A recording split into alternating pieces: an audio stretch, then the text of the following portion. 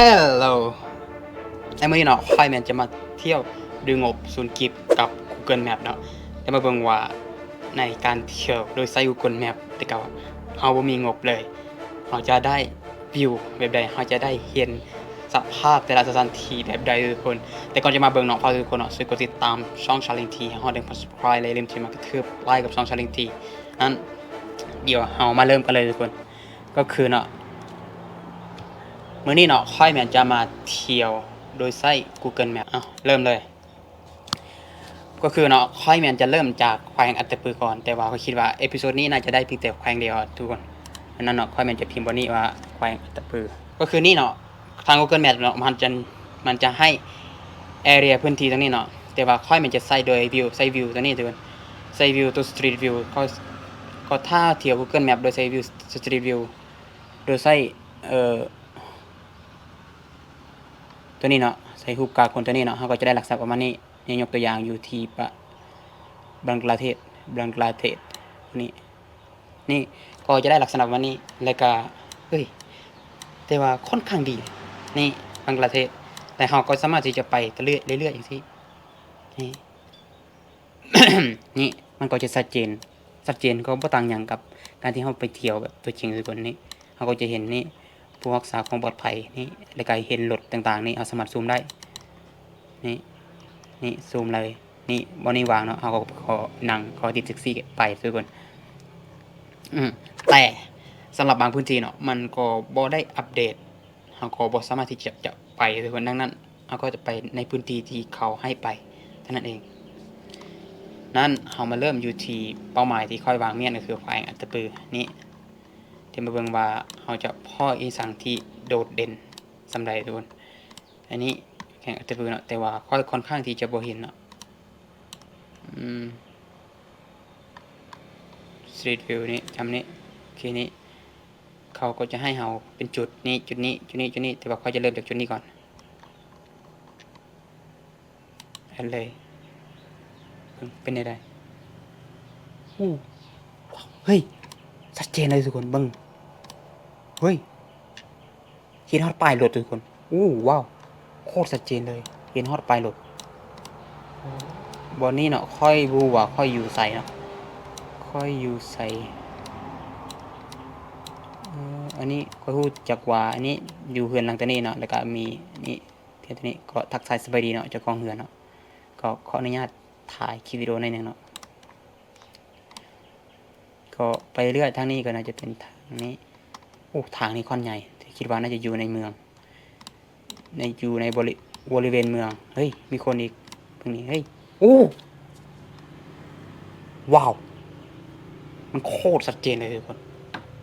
ชัดเจนเป็นโคตรเลยสบายดีตอนนี้เนาะคอยแมนกำลังเฮ็ดโปรเจกต์เที่ยวทั่วลาวด้วยงบศูนย์กีบทาง Google Map เขาน่าจะบ่ตอบเขาน่าจะบ่ได้ยินก็ออก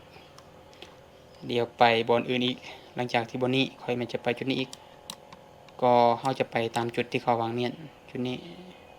นี่สวนสาธารณรัฐ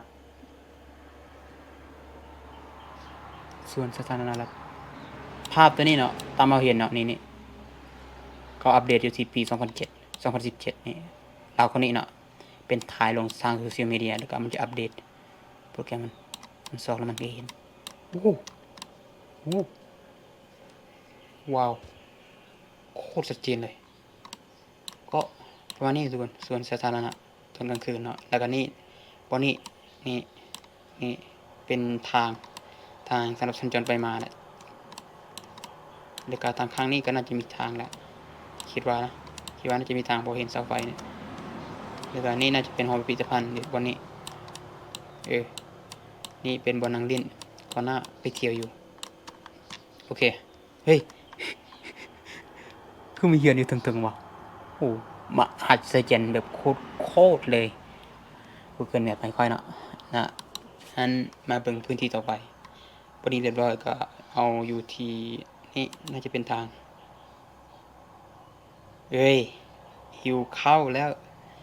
ก็ตอนนี้เนาะค่อยแมนจะไปซื้อเครื่องเนาะก็มีมีเสียบไข่ นี่เสียบซีนน่าจะเสียบปิ้งซีนเสียบซีนปิ้งซีนก็มีก็มีอยู่2เมนูแล้วก็อยู่ทางในนี่ก็น่าจะต้มไข่คิดว่าอยู่ทางในอีกก็เฮ้ย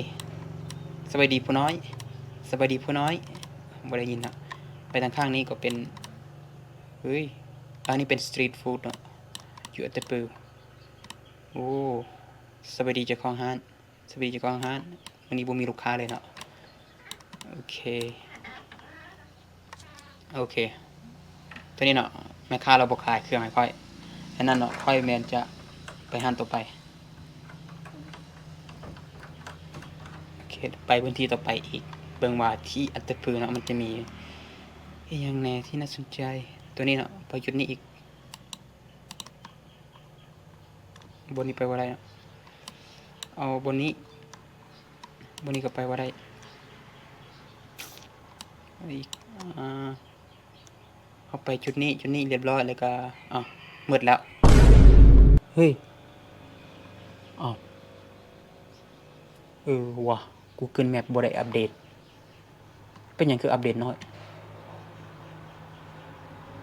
Google Map ตัวนี้ Street View นี่เป็นเขาใช้ Google Map ในโหมด Street View นี่เขาจะเขียนวิธีเบิ่งข้อมูลStreet View เนี่ย Street View ภาพสัญลักษณ์บางอย่างอาจปรากฏในพื้นที่เพื่อช่วยให้คนใช้งานการนำทางได้ดีขึ้นโดยควรจะพบสัญลักษณ์เหล่านี้เมื่อใช้แฟกเมนต์การค้นหา Street View ใน Google Map บนคอมพิวเตอร์เคล็ดลับทางผู้ใช้ Street View Google ต่างก็เพิ่มรูปภาพ Street View ได้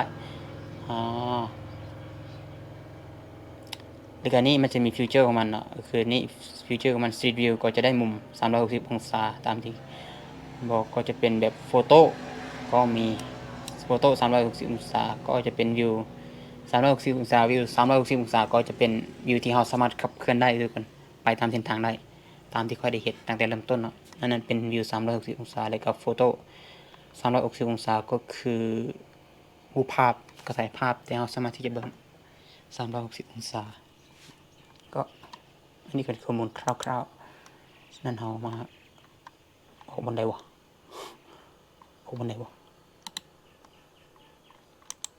ตัวนี้เอาไปบนที่นี่เลยครับไปบนนี้เรียบร้อยเดี๋ยวแต่บนนี้บนนี้น่าจะเป็นยังตัวนี้ก็ทางเฮ้ยขายเสื้อช้อปปิ้งทุกคนนี่ก็มีเสื้อตัวนี้เสื้อตัวนี้แล้วก็ทางในก็มีแล้วก็มีเกิบมีกระเป๋ามีหลายอย่างเลยก่อนก็ไปซื้อได้อาหารตัวนี้บ่ได้เครื่องโอเคก็ตัวนี้ค่อยแมนอยู่ที่โรงแรมดึกล็อก2ก็สบายดีคนอยู่ดึกล็อก2ก็ทักทายสวัสดีฝากกดติดตามช่องชาเลนทีไปต่อไปจบก็ประมาณนี้ทุกคนสำหรับไซโหมด Street View ถึงละไซโหมด Street View ก็จบประมาณนี้แขวงอัตตปือแต่ก่อนมันก็มีอยู่นอกตัวนี้อันนี้เป็นศาลนอกของอัตตปือของแขวงอัตตปือ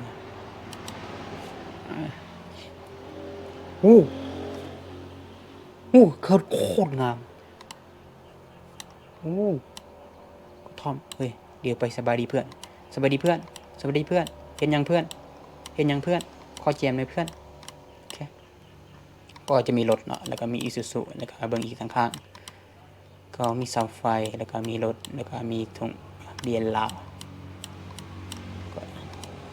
นี่ก็จะเป็นอันนี้น่าจะเป็นน้ำของบ่แม่นน้ำของว่ะเพราะว่ามันก็ว่าน้ำอีสังในรูปภาพตัวนี้เขาแม่นอัปโหลดอยู่ที่รูปภาพตัวนี้มันค่อยได้เป็นรูปภาพที่ในปี2018ปีนี้ก็น่าจะมีการเปลี่ยนแปลงหลายเติบพอสมควรก็อยู่ลุมนี้น่าจะเป็นเฮือนหรือว่าร้านอาหารว่ะแต่เบิ่งมันน่าจะเป็นร้านอาหารอยู่ลุมนี้ก็น่าจะเป็นร้านอาหารที่เราสามารถไปชิลๆแล้วก็ซิทเบ็ดได้คิดว่ามีเหือพระเจ้าจอร์จนี่เหือจังว้าวโคตรงามเลยทุกคนโอเค นั่นเดี๋ยวเบิ่งต่อไปบนนี้เอาไปเรียบร้อยแล้วบนนี้เนาะบนนี้ไปได้บ่ได้โอเคบางอย่างนี่บนนี้เดี๋ยวบนนี้ไปยังโอเคเฮ้ยอยู่ไสวะอันนี้เป็นรูปภาพปี2020เนาะ2020เนาะอันนี้เป็นร้านอาหารน่าจะเป็นโฮมสเตย์นะโรงแรมน่าจะเป็นเรือนพักนะนี่วิวน่าจะเป็นวิวของเรือนพักนะ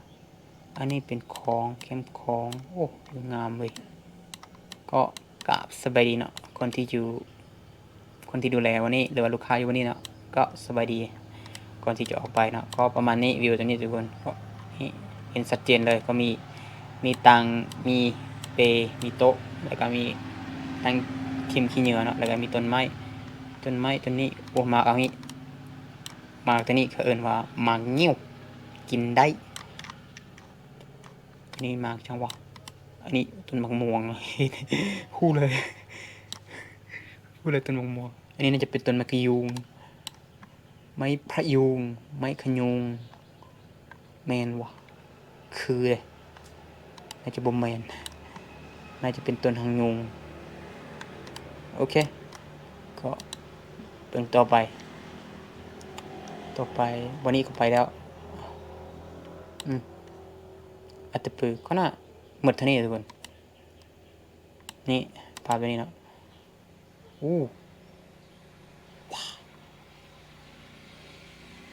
อยู่ใส่วะโคตรงามอยากไปทุกคนวันนี้เนาะไปเฮ็ดคอนเทนต์อยู่วันนี้น่าจะดี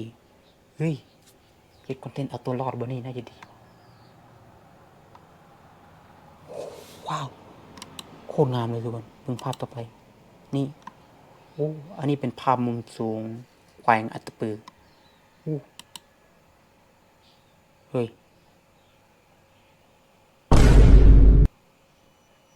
ภาพอันนี้ก็มีวะปี2023นี่เป็นภาพใหม่ๆทุกคนปี2023มีนาคมวะก็มีหลายอย่าง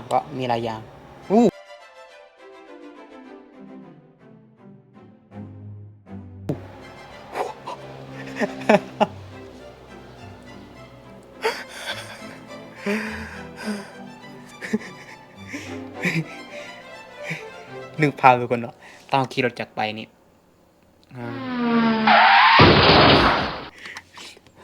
ภาพต่อไปวะโอ้จะลงมองโอเคก็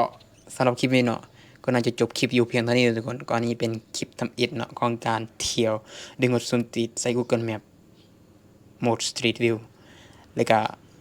ถ้าผู้ใดอยากที่จะมาสนับสนุนช่องตัวที่เราก็ง่ายๆคือ1ไลค์1 Subscribe เท่านั้นเองเนาะแล้วมาพบกันกับวิดีโอต่อไปเนาะสำหรับวิดีโอต่อไปนี้ค่อยแมนจะที่จริงก็เห็นภาพตัวนี้เนาะมันงามเนาะ